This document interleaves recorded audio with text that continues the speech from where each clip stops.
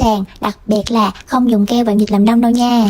Nước lau sàn thì chắc loại nào cũng được, cho đất sét nhẹ tự khô vô. Mấy bạn để ý nha, Min chỉ cho nửa cục đất sét thôi, nhưng lát hồi nó nở ra cục xì lanh bự lắm, bao lời. Nhìn nó hơi lỏng lẻo vậy chứ bỏ sữa tắm vô là nó đông lại liền. Nghỉ hè ở nhà nghịch cái này nhớ phải cẩn thận nha, ghiền quá xài hết chai nước lau sàn của mẹ là mẹ cưng lắm luôn. Mẹ cưng vô lây á, vì có đất sét nhẹ tự khô nên cục xì lam siêu siêu nhẹ luôn, nó cứ như xì lam phòng á. Mà Min chưa chơi xì lam phòng bao giờ hết, cũng không biết nó có giống xì lam phòng không nữa. Bạn nào có làm thử công thức này thì cho Min xin cảm nhận nha. Mùi thì ta nói nó thơm nồng mùi hoa ly của nước lau sàn. Còn về độ dẻo dai thì mấy bạn nhìn cũng biết rồi đó. Làm thành công nhớ quay lại thả tim và lấy dấu cộng